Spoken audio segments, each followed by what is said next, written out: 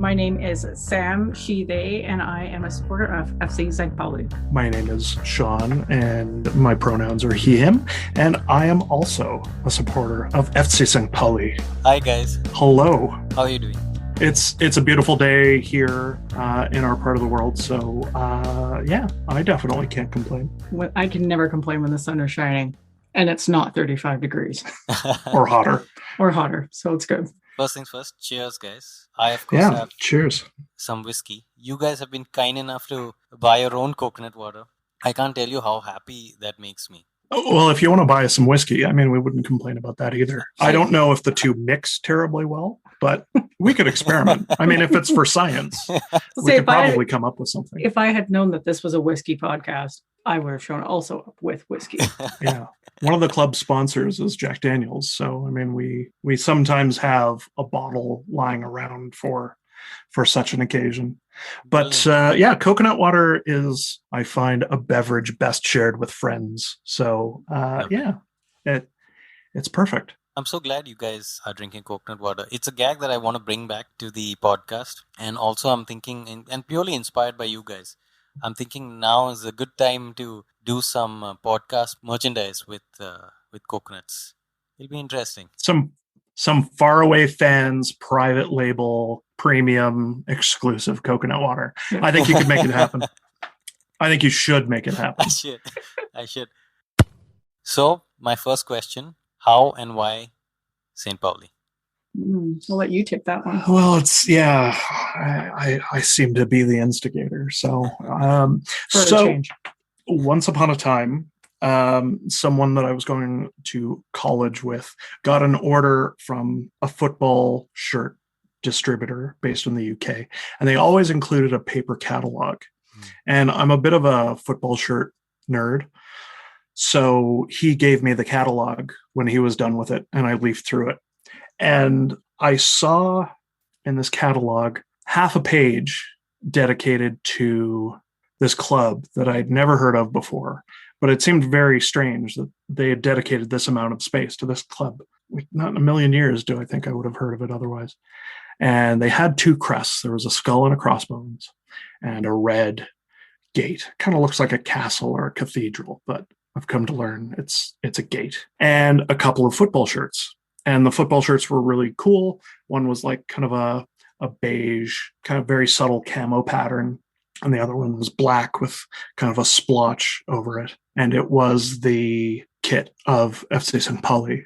And that's where the seed was planted.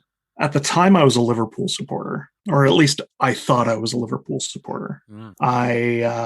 It was kind of the latter days of the Spice Boys era of Liverpool. And that was kind of my entry point into football at the club level after World Cup 94. And so I think McManaman had already left the club, and I think Fowler had recently left for Leeds.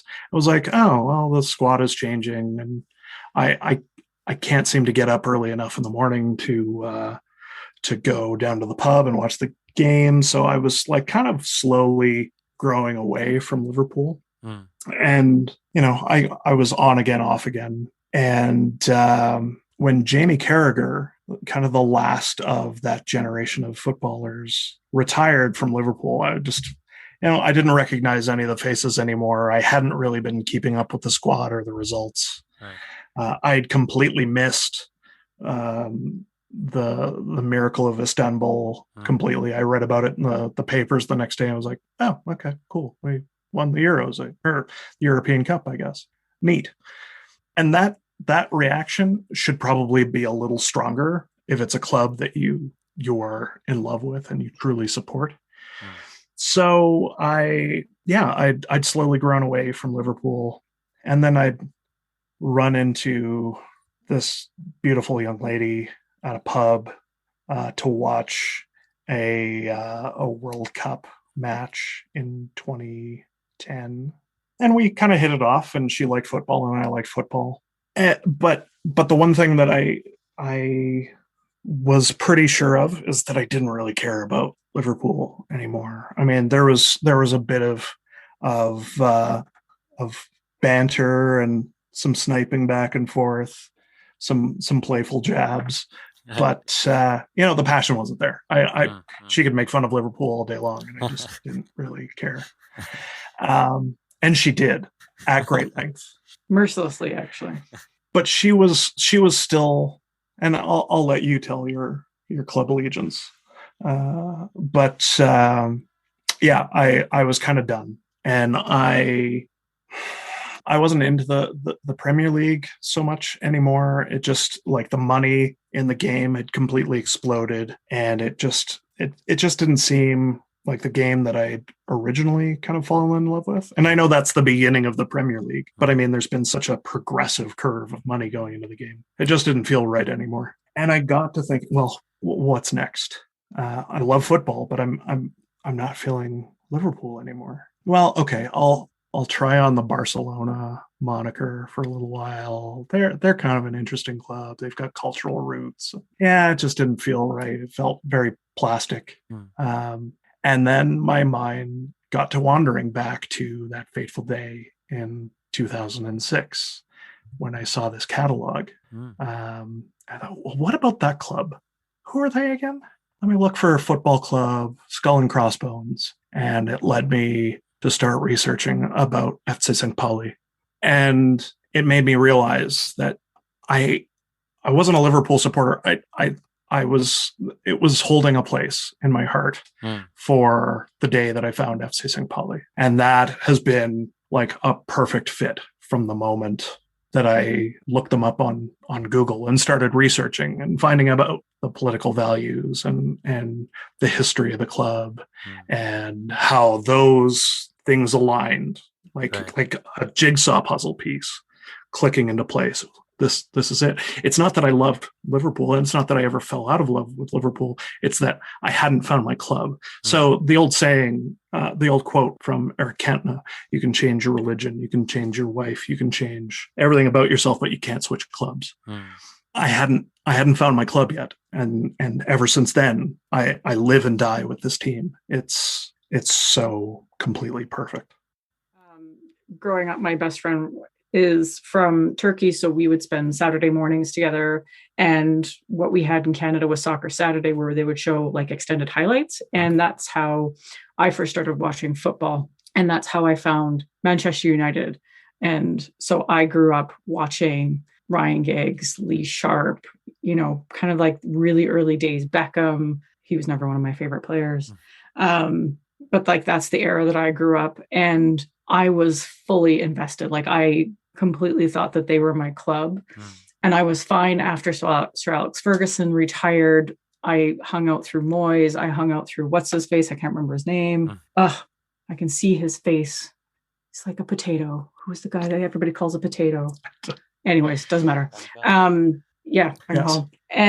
But the nail in the coffin for me was when they hired Jose Mourinho. So I was like, my club, if this was truly my club, they never would have hired Jose Mourinho. And to me, that was the nail. And I never could go back from that. And I completely stopped watching football, which is not in my DNA, I don't think, because I am the one that would get up at 4 or 5 o'clock in the morning, go to a pub, find a really bad stream, get viruses on my computer. I didn't care because I needed to watch it. When he was talking about me teasing him about Liverpool, I was the one that was dragging his ass to the pubs at like 5 o'clock in the morning. And then eventually he's like, I can't do this anymore. Like, forget it. Forget you. The only Manchester United supporter in the Calgary Liverpool Supporters Club bar cheering against Liverpool with me just in the corner of the booth. Like, amazing. Oh God, I'm going to get my backside kicked through this pub. Stevie G's last game, we were in this pub and he gets his red card and it is silent except for me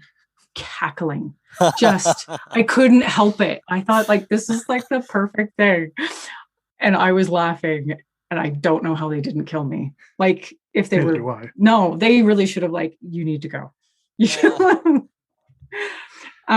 But then, I had never heard of FC St Pauli, but Shaun had started talking about it. And I've always been transparent about my beliefs. I've always been anti-homophobia, anti-sexism. out of the pair of us, I think when we first met, I was very much on the far left compared to Shaun. And so that's how he was introducing me to this club. He's like, well, it's this football club and they've got these values and they match your values. And I was like, well, that's not a thing. Like, Yeah. Oh, and by the way, there's a skull and crossbones. by the way, there's a skull and crossbones. I'm like, what? Hello? Hi.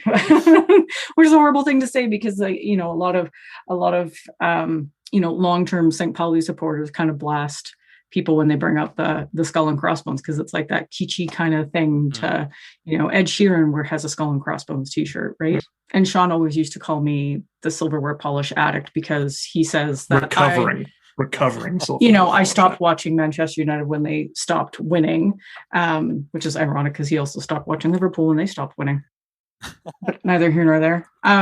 But you know, but it was like this club, and I was like, oh my God, this football's bad. It's bad. It's so bad. Oh, but I can't stop. And I haven't looked back since.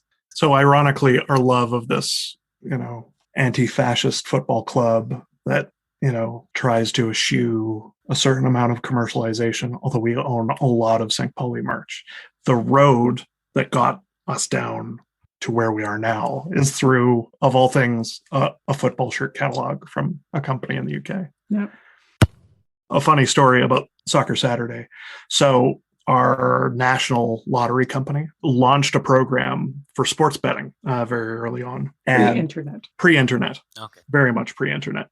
And someone had the bright idea of launching a soccer line. Okay. And so they based all of their stuff off of Soccer Saturday. What they didn't realize, however, is that Soccer Saturday was a week delayed. So a lot of people for a very short period of time made out like bandits. Placing bets on soccer in Canada because no one realized at the National Lottery Corporation that it was not the freshest information available. Wow. So that's a little aside. Tell me somebody bought a house with their winnings or something amazing. And I bet you that's what happened. I bet you someone put like a $5 stake down and they got their $20 or $40 or $50 and then upped it a little more and then probably got greedy and then like ruined it for everybody else. Ruined it for everyone. Yeah. But I hope whoever did that really is enjoying their lovely house right now. I hope so, man. It's amazing that rivalry is sort of the backdrop for you guys to really, you know, connect and then have this journey together with St. Pauli. That's amazing. I'm very lucky. I think I'm the lucky one out of the pair of us that she showed up to watch a football game. Sorry, that she showed up because she has such a sports problem. Like she'll put on sports in the background and it doesn't matter what it is. She'll have sports on in the background just as background noise. It doesn't matter if it's cricket, rugby, basketball, hockey.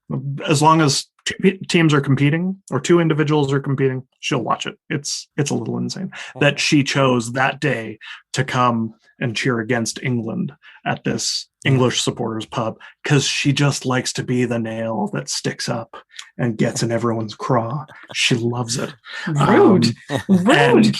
And you know, it was the beginning of a very interesting journey that we've been on, and I like the odds against it are insane, but it's how it's all worked out. And he still puts up with me talking shit about his club, so. You don't know if you can swear. I'm sorry if I can't swear. Oh, you can. He still puts up with me talking smack about the club. We usually try and behave. Like we're very sweary on our own podcast, but when we have a guest on or we're on someone else's podcast, we try and dial it back a little bit. Like I can keep it together. The interview with Timo Schultz, I somehow kept it together completely, and I don't know how I did. Because I swore more than we did. Right? Which is mind blasting. Is that where the name of the podcast comes from? Absolutely is. So I'm a huge consumer of podcasts. Samantha makes fun of me for always having like earbuds in and listening to a podcast. And she's, well, what's on the soundtrack of your life today? Yeah, because I always have something going. And when I get into something, the first thing I do is go looking for the podcast. And there wasn't a podcast that came up when I went looking in English. There's a huge German podcast called The Billington. But being a non-German speaker for the time being. I felt like there was that hole that needed filling. And so I decided, okay, we're going to do a podcast. And I think we watched a dodgy stream and got all of the viruses. And then when it was all done, I took my iPad and I started GarageBand and threw it on the bed, like, welcome to, and there was a pause. And we had just watched This May Get Loud the night before, which is the documentary with Bono and Jimmy Page. Yeah. And who else? Oh, and Jack White. And one of my favorite White Stripes songs is Fell in Love with a Girl. I was falling in love with Samantha and this new football team. And it just felt like there's also a beer called St. Pauli Girl. And for some reason, those three things just kind of coalesced out of nothing when I threw the iPad down. Fell in love with a girl, and FC St Pauli Podcast, 7,000 kilometers removed. I'm Shaun. Probably not that smoothly delivered. Oh, hell no. No. And we recorded a few episodes that will never, ever, ever see the light of day. And I think got deleted somehow. I think when I got rid of GarageBand, it deleted the data. There was no reason to keep those. No. They were that bad. But I'm sure they weren't that bad. Oh, Shaun, you're very generous, but no, they were terrible. I think it's taken us till, I would say, season 5 to get into a groove of the podcast. Season 5 has, I think, been the best so far. Yeah. So there's 4 other really long, horrible years in there. Yeah. Plus the ones that got deleted, thank goodness. Yeah. Yeah. Sorry, I've completely veered off the question, haven't I? Oh, that's fine. Yeah, he was asking where the name came from. Oh, okay. So you did answer it. Perfect. Were you that interested in the podcast? Was it something that you... Oh, yeah. When Shaun says that he plopped the iPad down on the bed, absolutely. He put it right down between us and he started talking. I'm like, I'm supposed to talk about something? Oh, no. We had no idea what we were doing. It was completely off the cuff. And that's probably also why, because it was a little probably too off the cuff of trying to talk about a match that we had just watched. And when you're not in the frame of, like, when you're just watching something to have fun, it's different than you're trying to watch something critically and that you're actually, trying to remember notes of. When you go from a pure fan mindset, right? So, yeah. I've been looking at the guests you have on and the kind of people who you interact with. There's so much about, the history and the culture, and it comes across that you guys are so immersed into this. You live and breathe this now. Well, we certainly try. I mean, it's as trivial as it sounds, an 8-hour time difference is a strange spot to be in. And so when the morning news comes out in Hamburg, we're fast asleep. It's like 2:00 in the morning or something. Yeah. But it always kind of feels like we're playing from behind. So you have to be passionate. Otherwise you can't keep up. You won't keep up. And then, that distance starts to build. Yeah.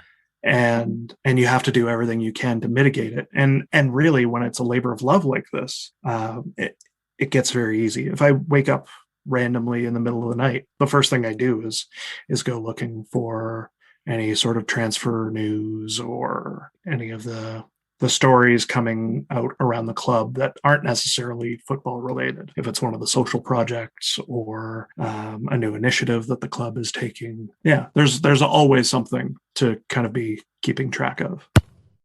A game that left you elated and a game that left you disappointed. The friend that I spoke about earlier, I've been with her to Turkey a couple of times, and the last time that I went with her, we went to watch a Fenerbahce versus a team from the East, and I can't remember the name of the team. And it was like a know-nothing game. Like, it really shouldn't have been anything. Mm-hmm. But it was the second time I had been to a match outside of Canada. And really, like, there wasn't really anything going off until Fenerbahce started to play poorly, and we were in the Fenerbahce stadium and the fans started getting rowdy, and we had bought tickets. I had splurged and bought tickets really close to the benches, and that's where all of, like, like the very OG supporters, because like you are like in Turkey specifically, like you go to Fenerbahce school, you go to Galatasaray school, you are embedded in the sporting system there. So it was like those types of people that were sitting in those seats that we somehow managed to get tickets for. I'm not entirely sure, but Fenerbahce started playing like garbage and the fans turned on their own team. Wow. Which that speaks to me, because if I'm going to complain about a team, it's usually my team that I'm complaining about. So, and then next thing you know, there's chairs flying. The refs had to be escorted off. And of course, I'm trying to instigate stuff. And my friend is trying to get me to calm down. So from like an atmosphere perspective, I would say that was probably the best game I've ever been to and left me elated. Wow. Because I'm horrible. I have a bit of an inner hooligan problem. Passionate. We'll leave it with passion. See, this is the good Shaun. You're the bad Shaun. So hurtful. Come up with disappointed. Which was the one that... Oh, see, I'm trying to think of disappointment. Okay, we'll get back to you. I can't. Shaun, you in the meantime. So we traveled to Hamburg 2 years ago now, which is crazy. Where has the last 2 years gone? Right. It feels like we're just there. Stupid pandemic. So we traveled, we made arrangements. We contacted the Fan Laden, which is kind of the club, the support structure. So we'd made arrangements for some tickets because we didn't want to go and not have a ticket after traveling 7,000 kilometers. And we got it the day before. We interviewed Dave Doman, who runs the Levi's Music School, which is one of the social projects that the club runs. And he gave us a tour of the stadium, which was amazing. And our friend Nick Davidson, who wrote the book Pirates, Punks, and Politics about FC St Pauli, and is really kind of a godfather, spiritually speaking, to a lot of the English language supporters. We're friends, and he traveled from just outside London to go to the game with us. Just to see our reactions to everything. Wow. And so he took a couple of photos and those are wonderful memories. The next day, and our friend Zonka arranged, I think, through back channels to get us press passes for the match. Nice. So the next day we played Hannover 96, one of the bigger clubs, I think, in terms of membership in our division, which is the Zweite Bundesliga, the second division, or second tier, I should say. And so we went, and the first half of the match we watched from the Südkurve, where some would argue the ultras are, but the stadium is really 3/4 ultras, because you get the Südkurve, you get all the fans along the Gegengerade, and then there's the Nordkurve, and they have their own supporter section there as well. So really on three sides of the stadium, you have very vocal, very passionate supporters. So I don't want to make it sound like the Südkurve is the only chunk of really, really vocal fans. It's insane how much support there is in that stadium. So we spent that first half of the game in the Südkurve just to soak up the atmosphere. And then the second half, we went up to the press box, and it was a different kind of magic. There were both incredible experiences, but two very disparate and separate types of magic. And we left one of the podcast stickers stuck to a section of the press box, because you have to, right? Yeah. Sticker culture is a huge part of St. Pauli supporter culture. There are stickers everywhere, absolutely everywhere. And I think that's largely true of Europe, but I think St. Pauli specifically, I mean, it gets next level. I think there are sections of the Milan Tour that were held together by stickers until they renovated the stadium before we started supporting them. Yeah, we lost badly. And it was that, to Hanover. From a pure fan watching a game, that game was trash, and you could argue that would be a disappointment. And it's interesting because this would have been that was your first game abroad, right? Yeah. So from like an atmosphere perspective, like as Canadians, we thought the atmosphere was amazing because they were still loud, there was still constant singing. But everybody kept saying like, oh, we are so sorry that this is your first game. Like the atmosphere was shit, the game was shit. Yeah. Like what? And you could like, again, if we had been watching this game at home, I think I would have been really angry as a fan. Because we could see like there was one player, Dolly, who he kept trying to rouse the troops, and then nobody was playing with their heart at all in that game. So from like watching it, it could have been a disaster, but we were there and we thought everything was great. So yeah, it was an amazing time that entire weekend. So when we met back up with him at the press conference after the game, and Sven Brooks, the head of security and events for FC St Pauli, who has been with the club since the old days when the leftist and punk and anarchist supporters got tired of getting into fights every weekend at our local rival, which I think we'll be talking about soon enough. Like he's been there. He's part of the stadium. He's a fixture. He's a piece of furniture in the best possible way. He said, I can't remember the last time that the players played so badly or the atmosphere was so bad. And there is a running joke with traveling supporters. The first time you go to St. Pauli, they'll lose. Like no matter who they're playing, they'll lose. And they lost really badly. And it's unfair to say that was a really disappointing game, because one of the wonderful things about the atmosphere at the Millern Tour is even if you lose, you party afterwards. You can have like your 5 minutes to be a little cranky about the players not giving 100% effort, but then you go to any one of a number of bars or the wine bar that's actually under the terraces of the stadium, and you listen to some great music, you meet up with your fellow supporters, you shake some hands, you swap some stickers, you drink a lot of beer or wine, and you have a fantastic party. Win, lose, or draw, you're going to be smiling at the end of that night. And we did. It was an amazing experience. So even though it was a disappointing game, I mean, it still managed to be one of the best nights of my life. It was magic. Absolutely. But I get that sense, especially reading about the club, that the football is just a very small part of it. Completely. Like we, as apparently a recovering silverware polish addict, as some might call me, I'm definitely would not say that I'm in it for the football at all, because the football really isn't, in the grand scheme of things, is it that good? No. Like if you're going to look at other second tier leagues, like Championship in England, I would say is still far ahead of Bundesliga 2, I would argue. But I still love watching it. I love watching the boys go out and attempt to win every single week. But it's definitely like the friendships that you make. And we have so many friends because of, Twitter, and then being able to go to all these different meetups. And that's how we met Nick Davidson, is because of Twitter. And then Shaun got invited to go to Portland because Nick Davidson was doing a talk there. And it's just all of these connections have created such a great atmosphere for us, even though we're so far away from the club. But, and Samantha definitely talked about it. I mean, if you're used to watching nothing but Premier League or Champions League in super high res HD, St. Pauli might not be for you.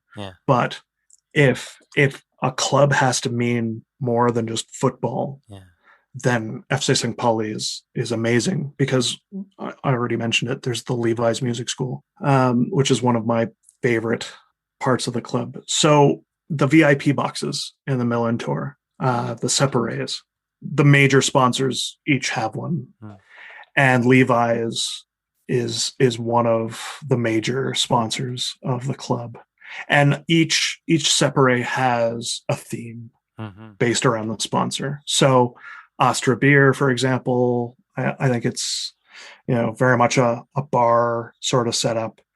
But the Levi's one is set up like a studio. There's guitars hanging on the wall. There's the sound dampening foam. There's a little riser. There's a drum kit.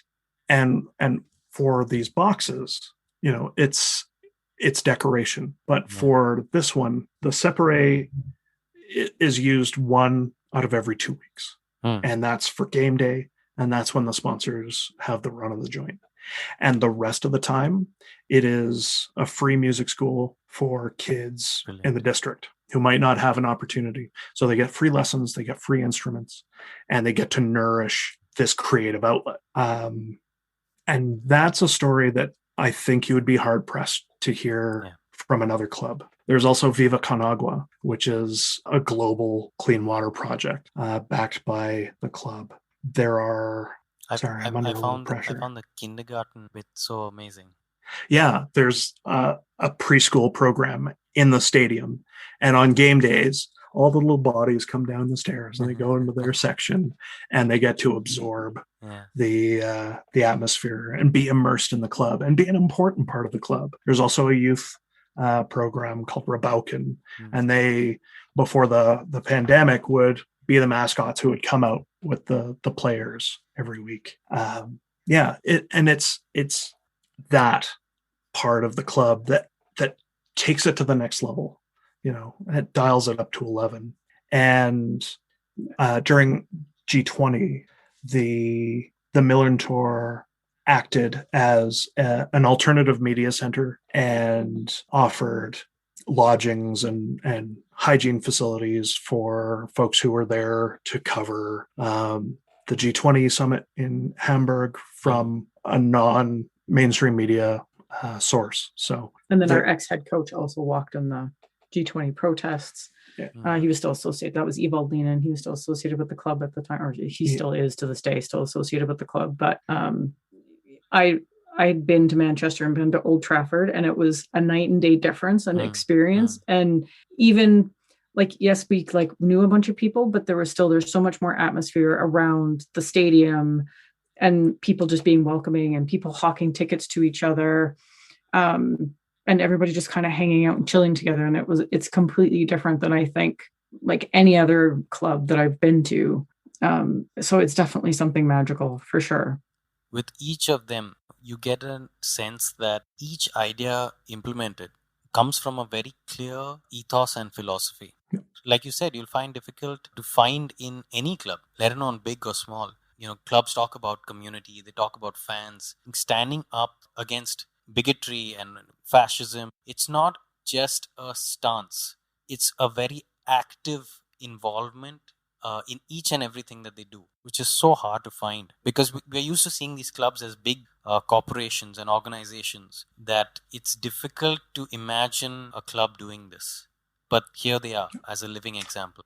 Yeah. And relatively successful. Yeah. There's getting to be more and more in England where you get these, Clapton CFC, Dulwich Hamlet, White Hawks. Yeah, White Hawks, to an extent, FC United of Manchester, that are trying to get out of this unbridled capitalistic fervor of just chasing the next big player, which is what all of the Uniteds, cities, Barcelona's that they do, and they're creating this unrealistic expectation of a model for everybody to follow. And I think St Pauli being, and even though it's in some ways just the second tier, they're still they're at a higher professional level, but they're still able to balance with their ethos.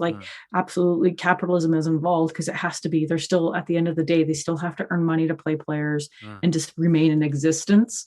But it's nice to see a club that can stand up and be a voice at the Bundesliga table of saying what is right and what's not right.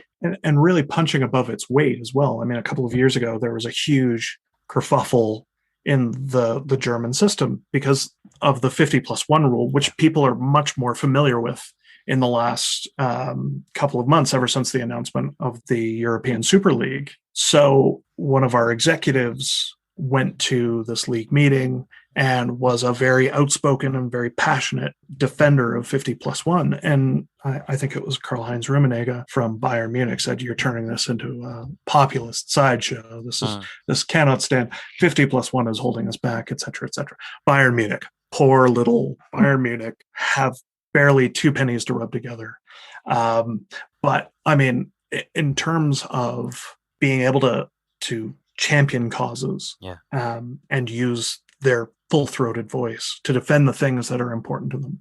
I mean, it's something that I cherish, not just respect, but cherish about FC St Pauli. I realized after the fact that Nick our friend Nick would probably kill me for having not mentioned FC Lampedusa, which is the refugee football club, which is a separate and independent football club that is supported by FC St Pauli. When the Millantor was renovated, the club basically said, have at it, decorate it the way you feel is best.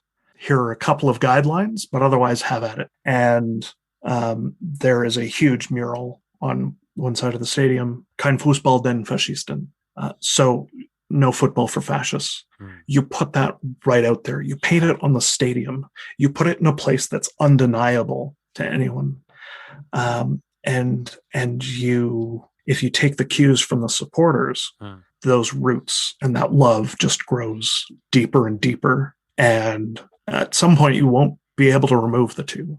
And I think 50+1 is a huge part of that. If the supporters have an equal and even to a degree surpassing say in the direction of the club that they support and they love and they buy the merchandise of, and go and stand on the terraces drinking the club's beer and enjoying a cigarette, if you're so inclined, because Germany, I mean, especially in Hamburg, you smoke everywhere. Indoor, outdoor. Yeah. Us Canadians almost died. We're not used to it. Not all used to it.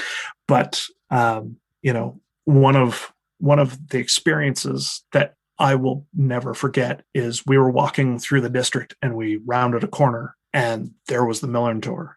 It is the heart of the community. Yeah. It is the loud, brash, pulsing heart of the community. Now, from a North American context, where you go in most cities and you go to a stadium and it's surrounded by acres and acres of parking lot. And it's kind of this thing that's just kind of jammed in the middle of some cheap land somewhere, thrown out by developers.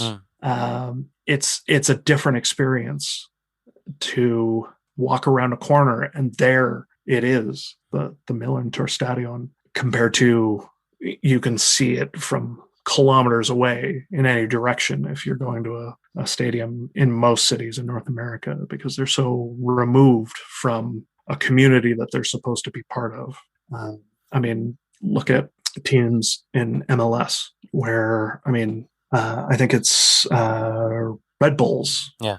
They play in New Jersey. I mean, they finally incorporated New Jersey into the name, but they're the New York Red Bulls playing in New Jersey. It's when you allow that separation of club and community and supporters and club, if you can't get all of that working together, then it's a really dissonant sort of experience. But and it goes so the piece of that you're almost alluding to is the accountability. So the club will hold their sponsors accountable if they're doing something untoward or they make a shitty statement. The club will hold the sponsors accountable, and we as fans can hold the club accountable. And we actually have a voice of saying when something is done that's not right, or something that we disagree with, even though, there's a huge chunk of us that are in the Americas, but we still have that conduit to the club. And when I was a fan of Manchester United, we had a fan club in Calgary and there was a broad-based one in Canada. We never had a voice with them. We were able to go over and get tickets, no problem. But there was never that two-way communication and relationship that I think we have as FC St Pauli supporters that I also cherish, because I want to have a voice. I'm not just this mass, foreign fan that shouldn't have an opinion because I happen to be foreign. You're a member, not a customer. Yeah. And it's very much very, to me, it's still kind of very family based, right? We can go complain to them if they do something. For example, they were doing a friendly and they played that Tom Jones song Delilah, which in English is not a good, it's a problematic song. But of course, in Germany, they don't, it's not the same for them, right? They don't understand the context and the nuances of it, right? But, we are still have that capability of saying you shouldn't have played that song. And they're like, oh, yeah. No, we shouldn't have, right? Yeah. So, and here's a statement, and here's an apology, and here's the action that we'll be taking moving forward. And to your point about accountability with sponsors, our sleeve sponsor is a beer company called Astra, and they're based in Hamburg, and they have a very rich history as a sponsor of FC St Pauli. But they use some edgy humor in some of their ads. And a couple of years ago, there was an ad that they put out, and the club just said, "No, you can't. We're distancing ourselves from this because this is a portrayal of an immigrant to our country that do not align with our values. And basically, here's your warning: don't do it again." And St. Pauli fans buy a lot of Astra. A lot. Yeah. And considering kind of the roots of that company with St. Pauli, I mean, there was once upon a time where St. Pauli had no money in the bank and was teetering on the edge of bankruptcy and completely disappearing. And I can't imagine that alternate timeline. But Astra stepped up and basically said, the more you drink, the more we'll donate. And folks from Hamburg, especially in the district of St. Pauli and the surrounding neighborhoods that support St. Pauli, stepped up and they drank a lot of Astra and they raised a lot of money for the club. And also had bake sales, which I think is the cutest thing ever. Is amazing. And sold t-shirts that said Retter or Hero or Savior, I should say. So like you could buy that, the money gets donated. You could buy a bond for, I think, 1,910 euros that would actually matured just a couple of years ago, so that the club would have operating capital for the near future. They played as much as we have issues with Bayern Munich and how they run their business and their club, they came and played a friendly against us. So, I mean, just if you think about like just the revenue that comes in from one match of football, right. where you're not worried about paying anything other than just money into the bank account. It's a huge sum of cash. And to a degree, we owe our existence to Bayern Munich and their largesse. But I mean, that doesn't mean we have to agree with everything that they do. And when they say black, we don't say white. Or if they say white, we say brown, because Hamburg is brown rice. But I mean, it's so steeped in so many different aspects. It's a club, and I've said this before on our podcast, and other people's podcasts. It is a club that exists in constant tension with itself. It's always trying to find the balancing point, and if something gets slightly out of whack, scrambling to make sure that it maintains that balance. Otherwise, the soul of the club wouldn't be the same. So that was a really long answer to what was our favorite moment. So do you have what was your most disappointing game? That was my most disappointing game. The one against Bayern Munich? No, the Hanover one. But I thought it was your best one. What was your best one? No, that was the match that I was disappointed with. We're making an editing nightmare for Shaun. Yeah, we are. Yeah. This wouldn't be the first time I've made an editing nightmare for anybody. This is what he has to put up with all of the time. Club legends. Talk to me about club legends. Jan-Philipp Kalla, for sure. One of the very few stayed with the club throughout his entire career as a player, which does not happen in the modern era at all. I think the last one would be Carragher. And maybe Ryan Giggs, who's also very problematic in his retirement. But Kalla is very much, he's a legend because he lives and breathes the club and the values in particular. Very involved in the in all of the Viva Con Agua and a lot of the Rabauken. Very involved with the Rabauken as well. So he's just, from that perspective, he's a legend because he gets it and he believes in the values, which is super important. And again, you don't see that often in a footballer talking about his political ideals, because again, it just doesn't happen. People come, they play, they leave, right? They collect their paycheck. So yeah, definitely club legend.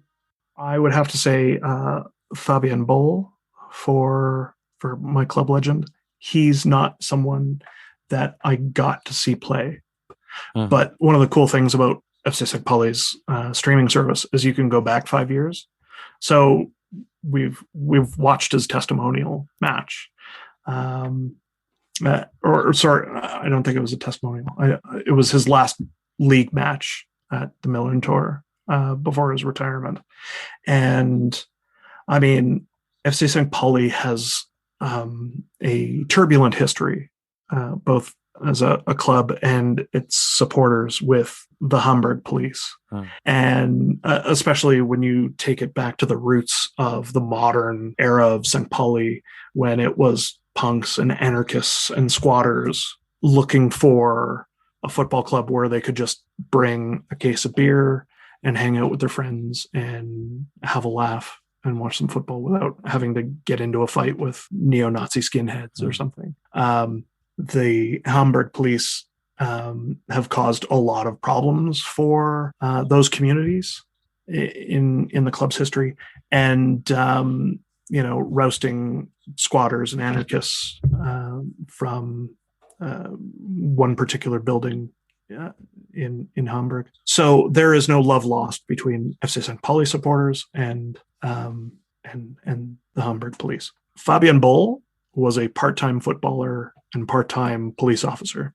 So if you think about those two sides kind of in conflict and tension, he was an incredible leader, a crunching tackler, not someone who would shy away from getting in someone's face if they did a St. Pauli player wrong, and loved and respected by the supporters. And I wish I had started watching a few years earlier so I could have seen him play, but he's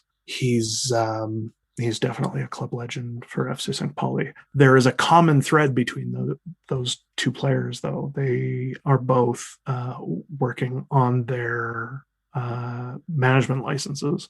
So Boll is an assistant with our rivals Holstein Kiel, and Kala, I think, is going to balance developing as a manager, and he's retired from the football branch of the club, but he will be playing handball for the club this coming season, which is crazy.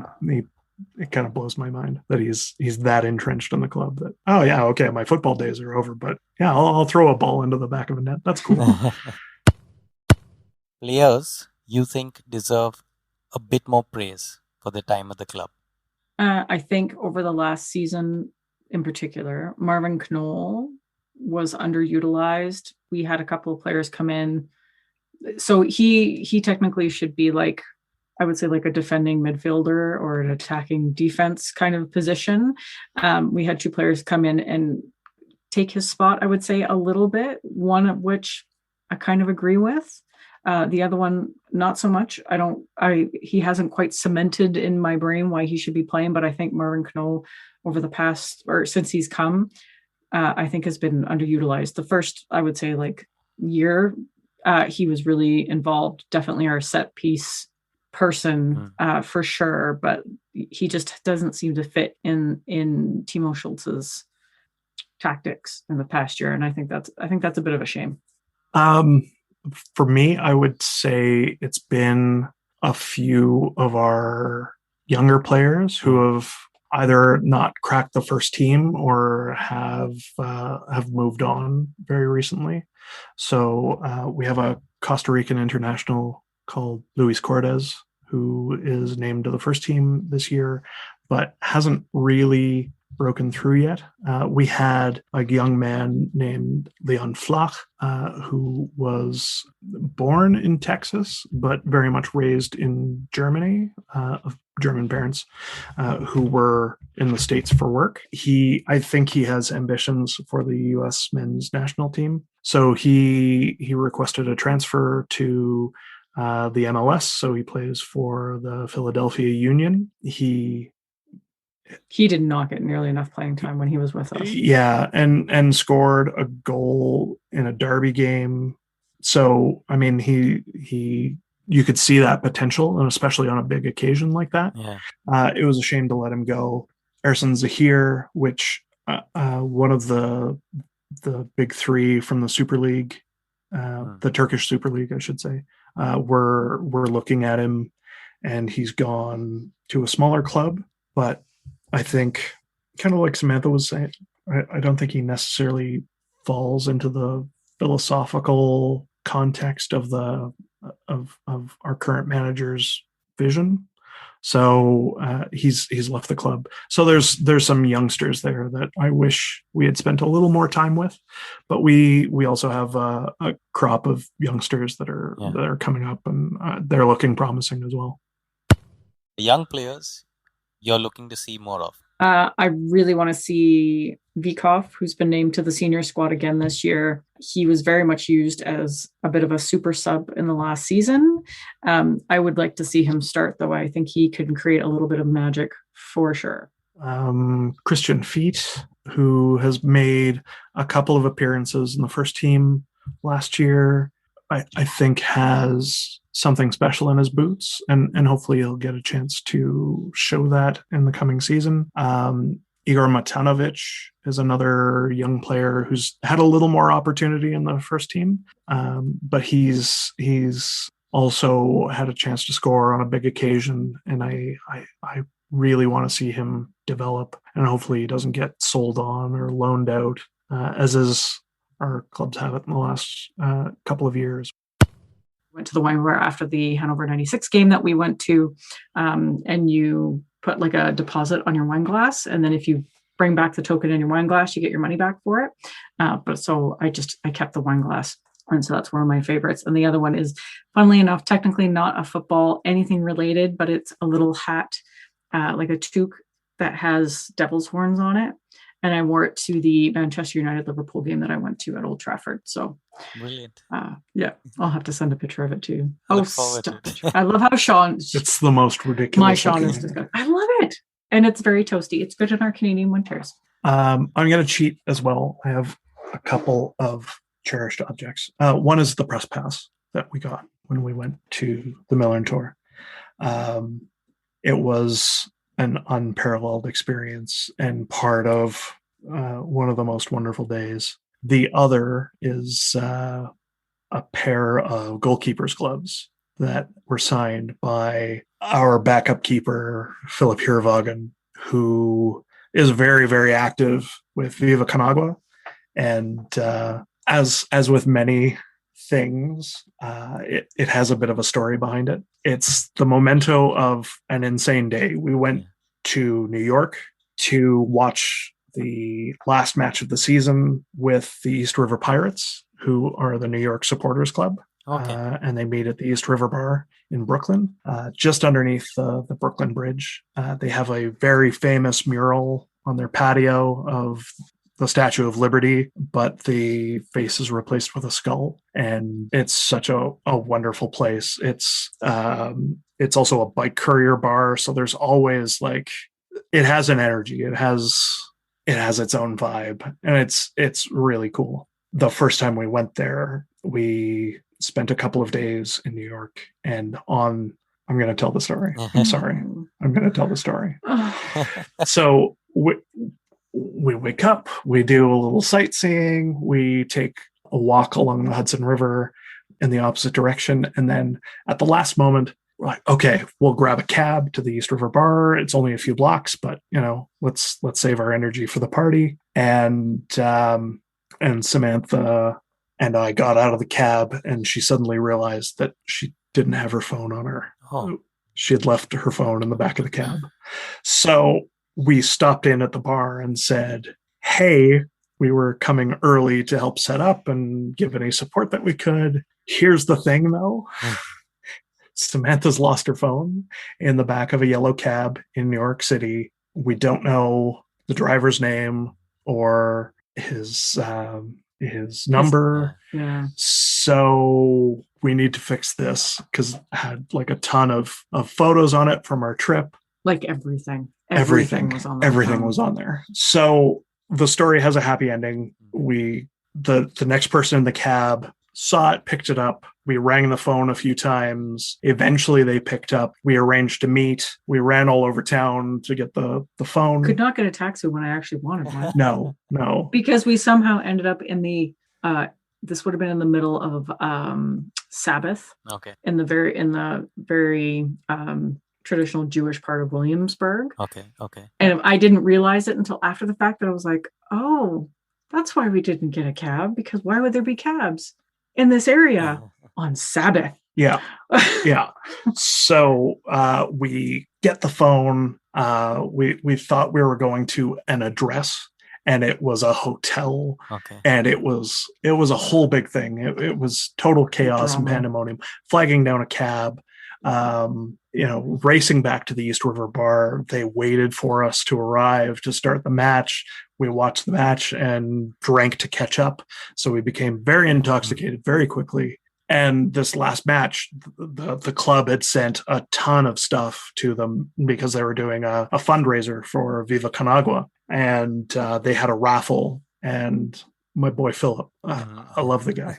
So I went to the ATM. I pulled out like $200 US. Just like the raffle, like you buy little tickets and you're supposed to put the tickets in the bag of the stuff that you want. And so like, you're supposed to spread out your tickets. I took $200 worth of tickets and put it in the pot for the gloves. So I was like, what are you going to do? You just put $200 worth of tickets in that thing. What if just the fates are against you and they pull out somebody's ticket? And they just said, you're a ridiculous human being. Take the gloves. Just get out of our face. So I don't think they could have bared with Shaun breaking down into tears if he didn't get those gloves. Yeah. Tell me I'm wrong. I'm not going to say you're wrong. And for the record, there were 2 pairs of gloves available. So it's not like I was just throwing money at a problem. But you kind of were. I kind of was, but it's not like there wasn't another set available for someone else to win. So I'm a banker. I work for a bank. My banker, when I found out that he went to some dodgy ATM on the street, I flipped. So I'm like, great. So now at the other end, you just bought these gloves and our identity is going to be stolen. Thank you. And nothing ever came of it. But like I've joked so many times that all of our stories are disasters. They're always tiny tragedies, tiny disasters. Usually caused by me. That rude. It's true. That all with the distance of time becomes a really funny story and a crazy memory. And it really kind of embodies, to a degree, a player that I admire, but also like this incredible trip, my first trip to New York City, this network of friends that we've now met because of our shared love of FC St Pauli, the crazy story about the cell phone. And then when we finally met Philip Heerwagen in Detroit, I used that as a gateway of him throwing the money at the gloves to introduce Philip Heerwagen to Shaun so that they could talk, because Shaun was being a chicken and didn't want to talk to him. Okay, I deserve that. Okay, fair enough. Yeah. Fair enough. So yeah, I mean, in this very dense amount of space, you have a lot of memories packed into it. Yeah. So yeah, and having played goalkeeper when I was still playing football, just having a goalkeeper that you admire and you can kind of chop it up with is one thing, but it's really all the ancillary stuff. It's not necessarily the gloves or the player. It's the whole package. So that's my very long-winded answer about what my object is.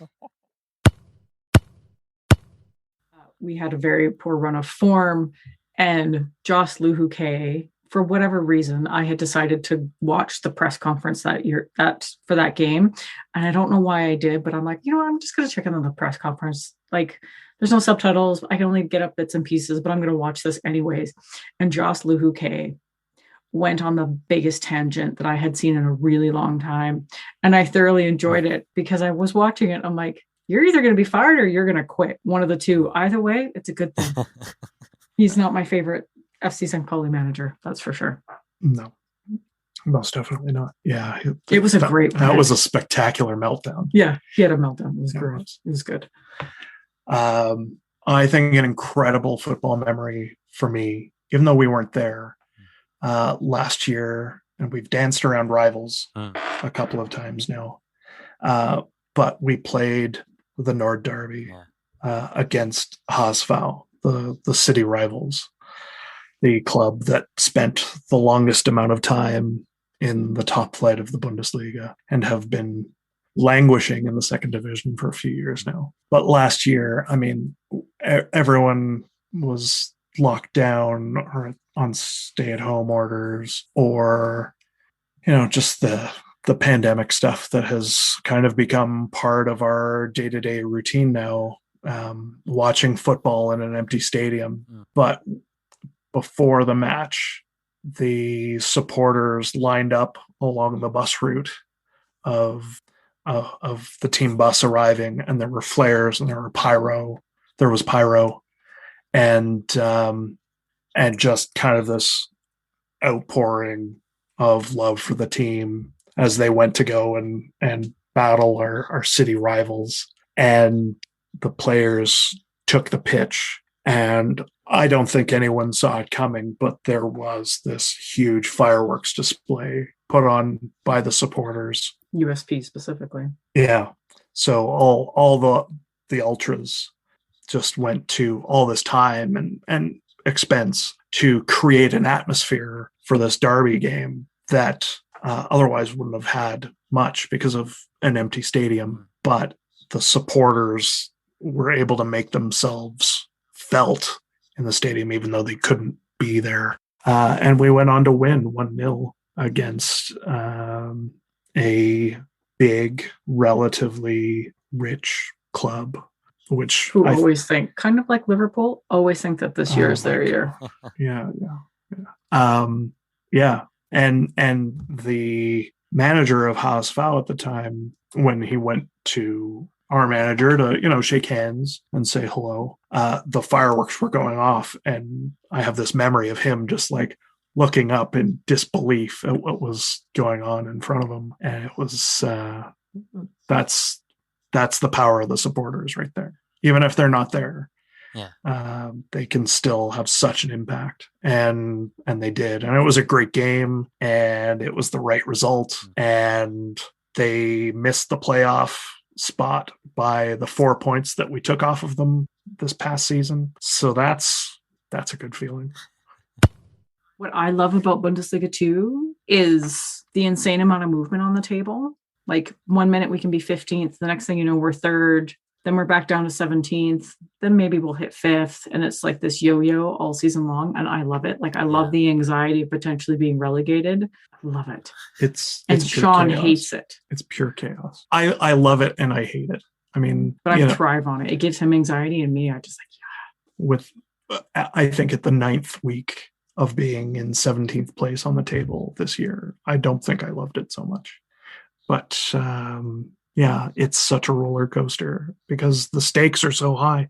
You think in the top flights, there's championships to be played for. There's tournament berths at stake, lots of television money. Yeah. And in the second flight, I mean, you're talking about such an economic disparity that if you're relegated, that could be an existential threat. Can you make payments on your stadium? Can you afford to have a good crop of players on the pitch next year? I mean, it's the stakes. Yeah.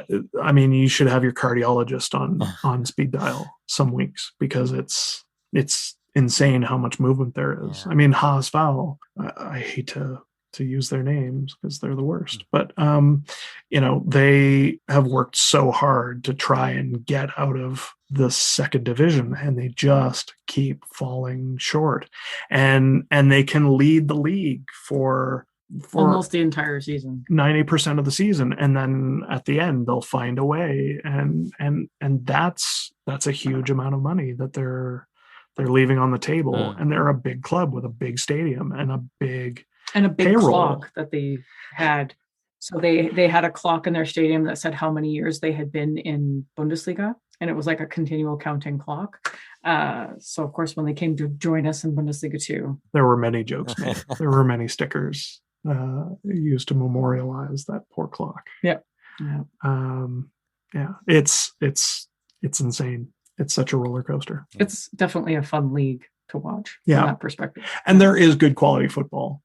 I mean, I feel like I need to leap to the defense of not only our team, but our our league in general. I mean, there isn't a single fixture on the schedule that you can take for granted. You have to play every match. Yeah. There's no minnows and giants. It's just, you have to go out and try and win every single match, because you know, you might get an island in the middle of the table where there's like 3 teams that are super stable, but I mean, the jockeying that happens, there's so much mobility on the table. You're not going to get like the long-standing Real Madrid and Barcelona running away with it, or Bayern Munich running away from it, or the old firm just always being the top 2. So it always has a little bit of interest into it. Plus the dynamic of people coming down from the top flight and coming up from the 3rd division. I mean, there's always this mix, and some teams come up from the 3rd and they thrive. Like Holstein Kiel have been really, really competitive, and you can see that their eyes are on the prize. They want to get up into the top flight. And then there are huge clubs like FC Nuremberg, who really are, or Hanover 96, really are too big in theory in Haasval to be in the 2nd division, because of the number of members that they have and the amount of money that generates. But it has to exist on the football pitch. It doesn't matter how many members you have or how many dollars you have in the bank account. You have to build a super competitive team that has to be able to adjust week to week, or have such a strong identity that it's undeniable. And like Schalke. Schalke is a perfect example. Yeah, they're going to be fun to watch next season for sure. You know, and Werder Bremen is not a huge club, but they've been in the Bundesliga for a really long time, and they'll be bringing some quality down with them as well. We have 2 rivals in Hansa Rostock and Dynamo Dresden. From an ideological point of view, that there's that political rivalry, because our outlook on the world does not align. So, I mean, there's the football derbies, there's the ideological derbies, and it's you never know what's going to happen. It's such a wild ride year after year. Yeah. What has it meant to you? What has it brought to your lives? I just took a picture of a lot of football shirts yesterday. I saw. They're all named and numbered. I mean, there's a lot of skull and crossbones around the house. I might be guilty of the capitalistic trappings of football, but again, like those are those little objects that mean so much to you.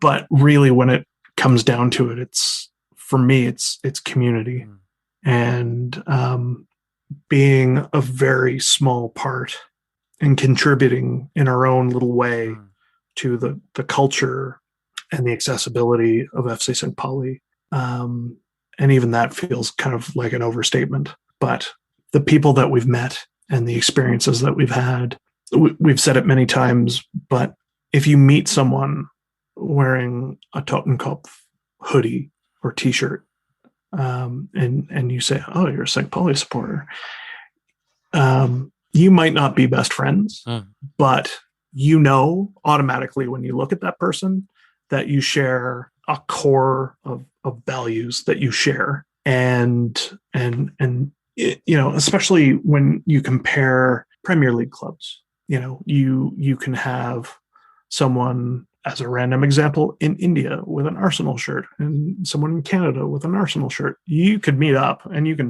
can chop it up about football, but that doesn't necessarily mean you're going to click and connect or have necessarily compatible political or ideological views.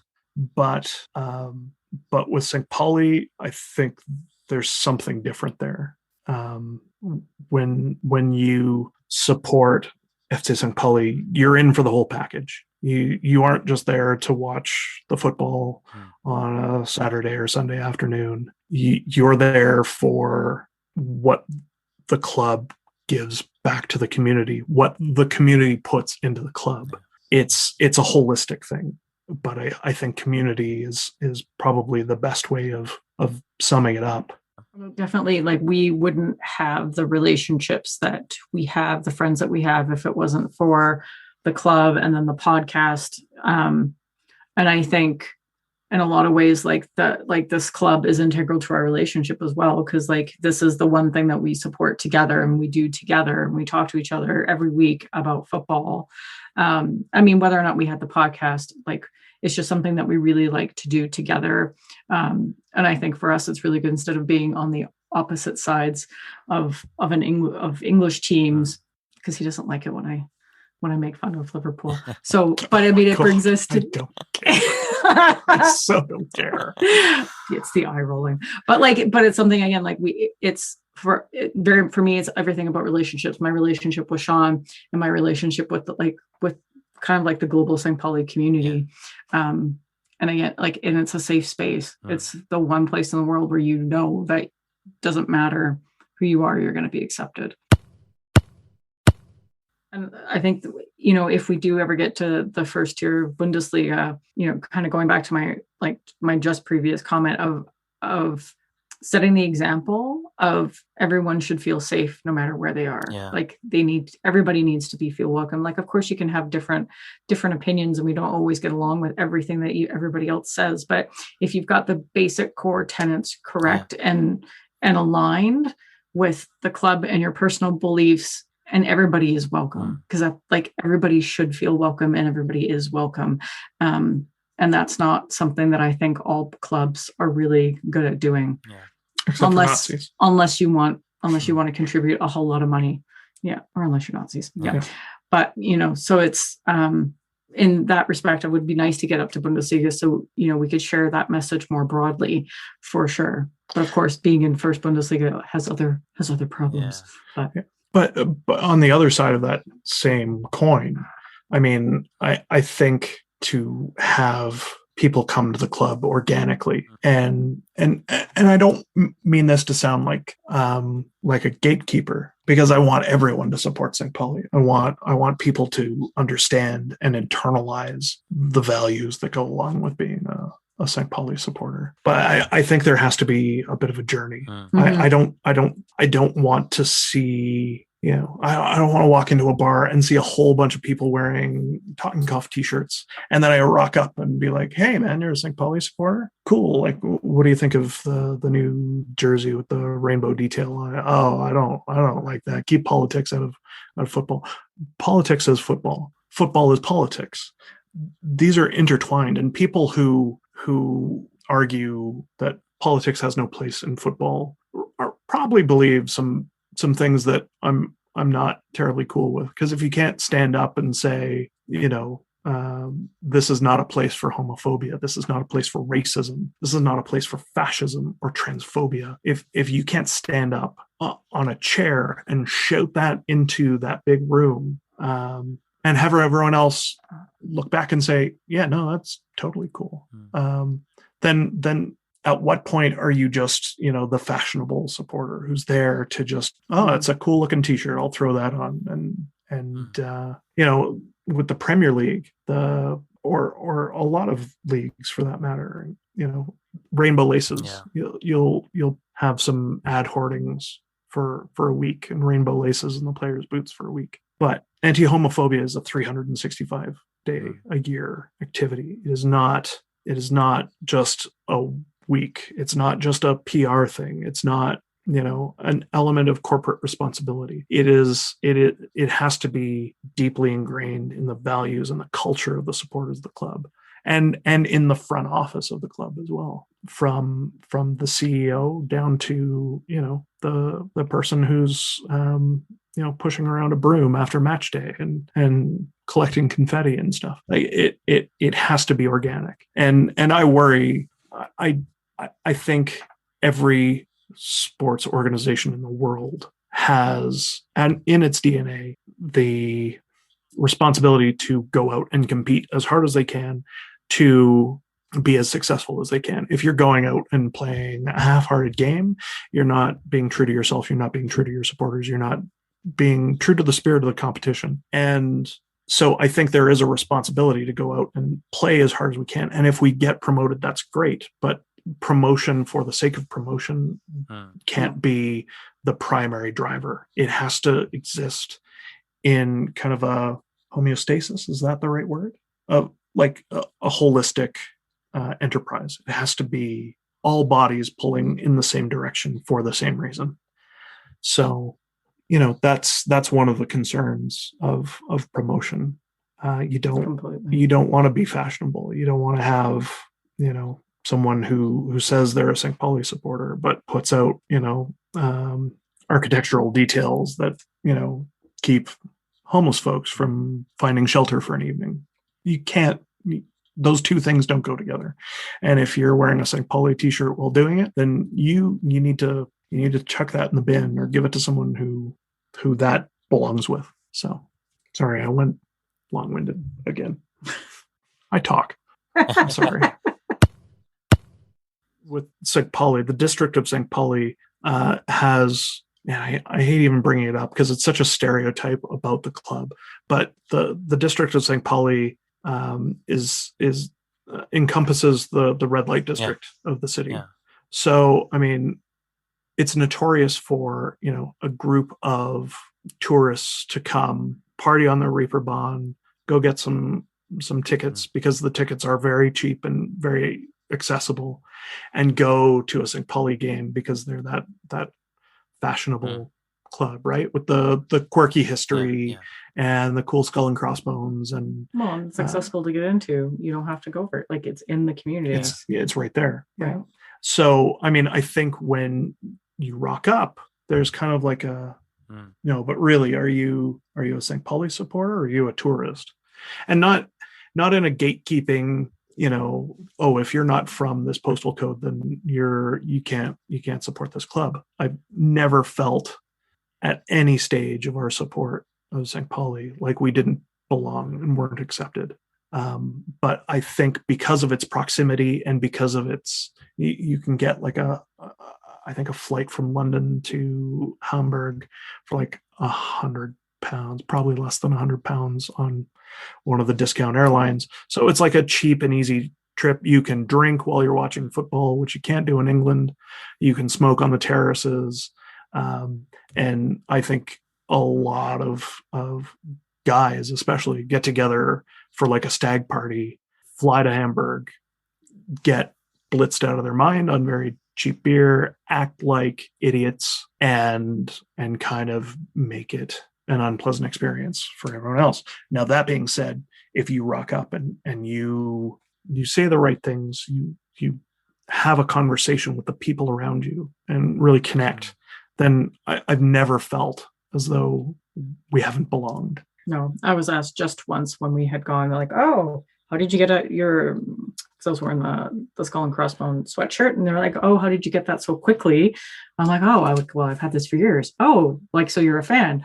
And, we could have a better and deeper conversation, but there definitely was just like that, because they're very, and I get it, like very used to the tourists coming in, being able to buy merch easily, wear it because they think it looks cool. And there's nothing behind it, right? It's right there at the airport. It's right at the airport.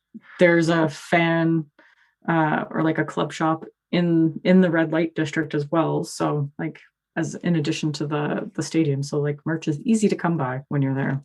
And one thing, and maybe it's not my place to bring it up, but have you ever had an experience, and I know you've had it in our previous life, of, you're a girl and you're here. Are you here with your boyfriend? Oh, your boyfriend's a Manchester United supporter? And I don't think you've ever had that experience with St. Pauli. No, like as an EPL supporter, when I was, as a woman, I wasn't allowed to have an opinion because I'm a girl. I can't possibly know anything about football. Like, that's out of my purview.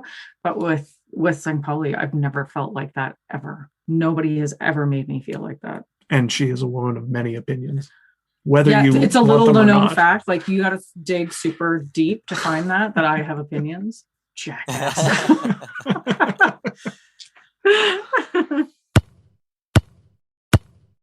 I find it difficult to find guests online, women supporters.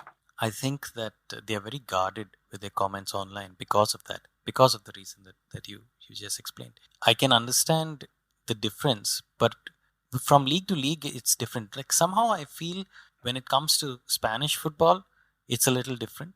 I don't know if you guys have felt that.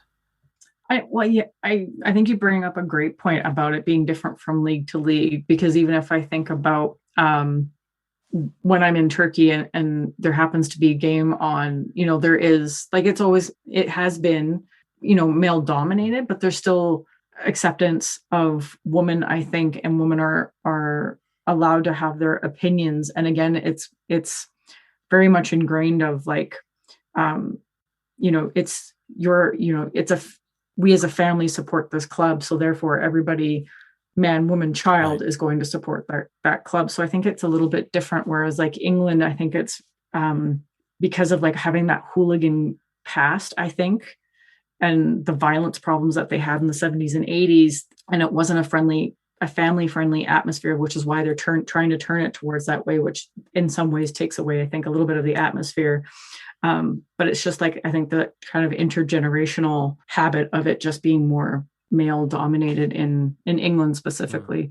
Because even when like when we were on our trip to go to Hamburg, we did make a pit stop in London, went to a Fulham game, and I don't remember seeing very many women at all in that stadium. Like I was like probably one of a handful, I would say. Like there were some of like the old biddies that were there with their husbands that kind of hang out in the traditional seats, but they were very few and far between. And you're right, just from general postings, like there does seem to be like in the Spanish leagues, Mexican leagues, a lot more female fans that show up to games. So, but it makes me wonder about the battles that those women have to fight. Right. If they happen to have, a differing opinion, how much gatekeeping there is in terms of having to prove that you know a thing or two about football and that club.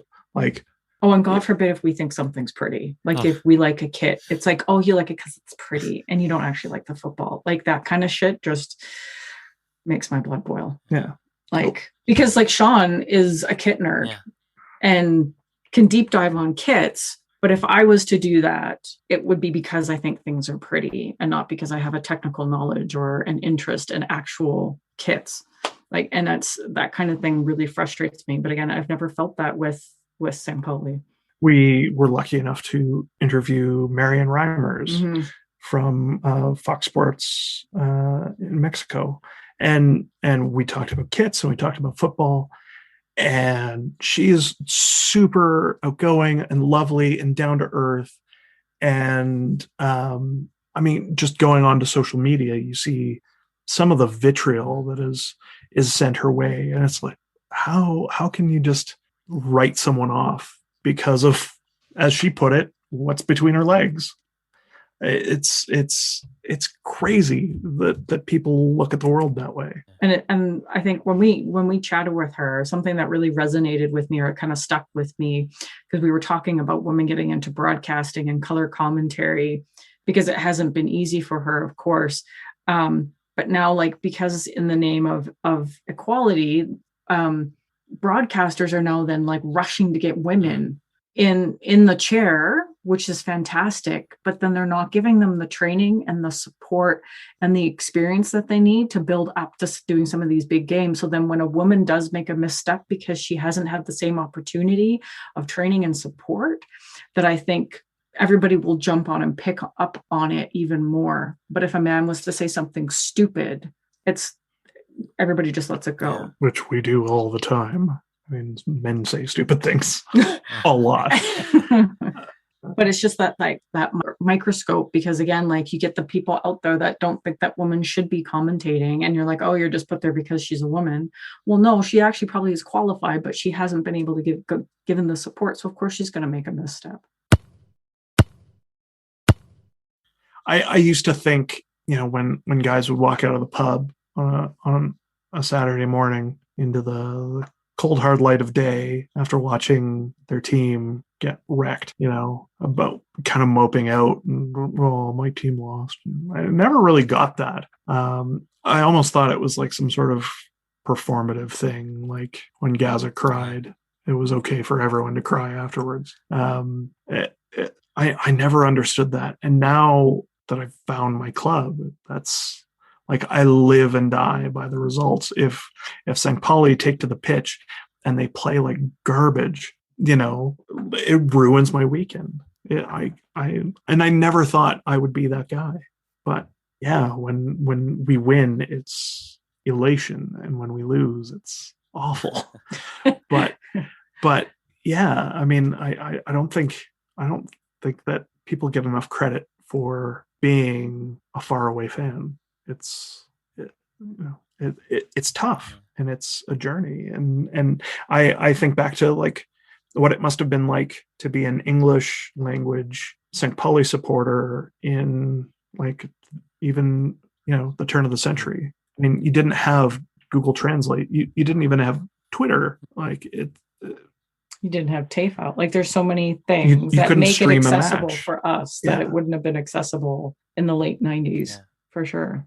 Globalization has an ugly face in a lot of ways, but at the same time, I mean, you have the sum of all human knowledge, for better or for worse, at the tips of your fingers, 24/7, and that is coming from a place of privilege. I'm someone who has the money to afford a smartphone and Wi-Fi and have all of those things, and I know that's a very privileged position to be in. But that being said, this is kind of an amazing time to have these relationships, because I can jump on my phone and talk to someone in India.